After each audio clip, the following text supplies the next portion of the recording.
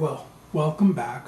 Again, this is just a little briefing, a little seminar. I'm not selling anything or anything else like that. It's just a little series that I want to put together just to get some common ideas for buyers and sellers to learn a little bit about real estate. And this is very, very basic stuff that I'm going through. In the first episode, we talked about buyers and getting your finances together before contacting the realtor, making sure that you get pre-qualified. The second one is how to choose a realtor. It sounds a little bashing, but again, it's one of those things that, if you're a buyer and you're contacting a realtor, we work for free and we just want your loyalty. We don't want you to be bouncing back and forth, because since we are working for free, we're basically taking our time showing you homes, searching on the MLS, which I'll go more into detail with, and we're taking our time. So when you start bouncing back and forth and everything else like that to different realtors, it's really that all we ask is for your loyalty, because we are working for free for those many months trying to find your home. So if you are a buyer and you're stumbled on this episode, which is great, this is going to be about for sellers now. We talked about buyers, and now we're going to discuss more on the seller side. It's good to know, you need to know if you are a buyer. Listen to this little episode, because what happens is it gives you an insight of what the sellers go through. So again, you want to sell your home. So what are the steps? The same way. You want to find a realtor that is going to sell your home. Now, you'll hear listing your home, selling your home. Any agent can come into your house and list your home. Your home gets listed on the MLS, which is a multi-listing service, which realtors, that's an exclusive, we pay a fee to get on the MLS. Through our real estate association, what we do is we pay a fee to have access to the MLS. And the MLS is a detail software that gives us everything about the homes, the neighborhood, the taxes, who owns the property, and it gives us a total insight. It's kind of like those real estate websites, but it's on steroids. It's 100 times better. So it's exclusive just to realtors. It's not accessible to regular people. You have to be a realtor to get access to the MLS. So anybody can come in and have you sign a document for exclusive right of sale and then list it on the MLS, and that's it, and walk away. It's not about listing your house, it's about selling your house. And there is a difference, because again, you can get anybody off the street, any realtor off the street, to list it on the MLS. And great. But selling your house is a whole different ballgame. So again, you want to find yourself a reputable, full-time, especially in this case, a full-time realtor. Now, as the owner of the house, you can also sell your own house. You can't sell anybody else's house, but you can sell your own house. And many of you probably heard for sale by owner, or in our industry we call it FSBO. FSBO, or for sale by owner, is basically you can list your home and you can do it yourself. Now,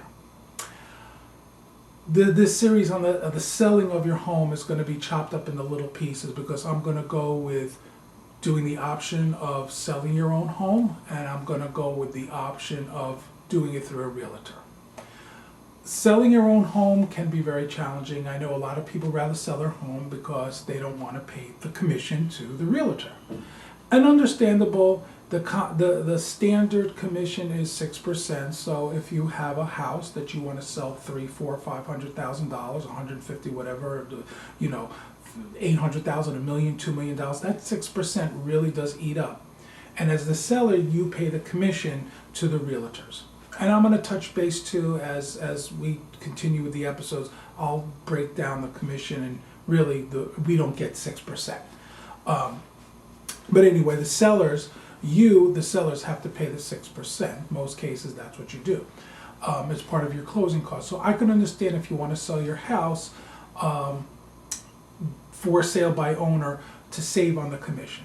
Now, again, there's no laws of selling your home. You can sell your own home, but when you sell your own home, what you have to do is you have to dedicate your time. So if you're working Monday through Friday, 9 to 5, you and your wife, or whatever the case may be, you have a busy schedule, you're traveling, it's going to be very difficult to sell your house through the for sale by owner. Also, at the same token, you're not getting the expertise from a realtor. A realtor will pre-approve the clients. You won't have these, what we call looky-loos, coming into your home and, being curious. We pre-qualify the buyers for you to see, of course, if they can afford the home, so we're not wasting your time and our time and everybody's time just by bringing people into your home. So when you're doing it yourself, you don't have the means to pre-qualify the buyer. And also, we're the middleman. When we're representing the sellers, you as the seller, we take everything objectively and we are the neutral party. So of course, when you're the seller, you have strong ties to the house. You have your memories. You think your house is worth 100 times more than what it should be. And in most cases, you take, if someone comes in and says, oh, I hate the paint, or whatever the case may be, you're not getting that true feedback because they know that you're the owner. So some people will come in and insult your furniture, they'll insult the floor, they'll insult the bathroom, and you have to have a strong gut because this is your home. Someone's coming in here and saying it's ugly, it's deplorable, the floors are horrible. So you have to have a strong gut. And some people don't like to hear that criticism, especially about their home, that they have memories. And you take it as an insult. So you have to have these strange people coming into your house, basically insulting your house and trying to get a better deal. And then you have to understand, if you're doing it yourself, where do you start pricing your home? There's a difference between what a list price is and what actually sells, and that's called the comps. And again, a lot of these real estate websites, the problem with them is it's great to look at a house, but a lot of them have some wrong information. They don't have an accurate information because a lot of these companies, they're based out of California, they're in New York, Chicago, wherever they are. They don't know the local market like we do as your local agents. It doesn't matter if you're an agent in Nebraska or Texas or Florida or New York, whatever, or California.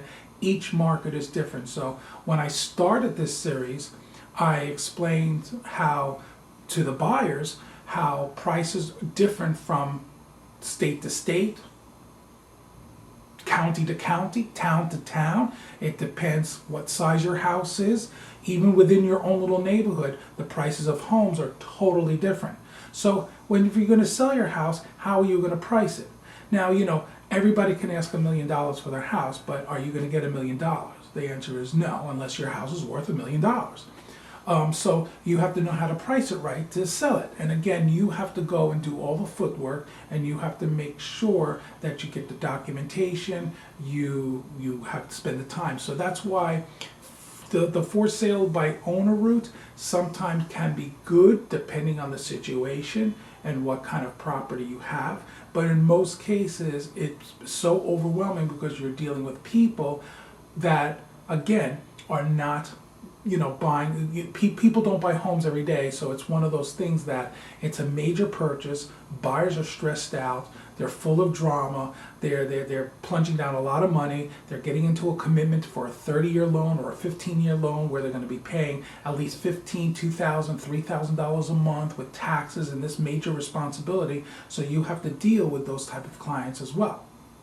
So there's a lot of emotion, there's a lot of stress, there's a lot of financial issues going on. So again, when you're representing yourself as the seller of the home, there's a lot of obstacles that stand in your way. And plus, again, there's the law, there's the contracts, and everything that you need to know. So sometimes saving the money on commission may not be worth it because time you have to advertise it, time you have to deal with the buyers, time you have to figure out how much it costs the home, it may not be worth doing for sale by owner. So that's why I suggest always get in contact with a local realtor that's reputable, that's doing this full time, so this way you have the guidance and the help. So with that, I'm going to stop there because now we're going to continue on and go more into detail of dealing with a realtor selling your home. So in our next episode, we're going to continue and discuss more of the details of selling your home with a realtor.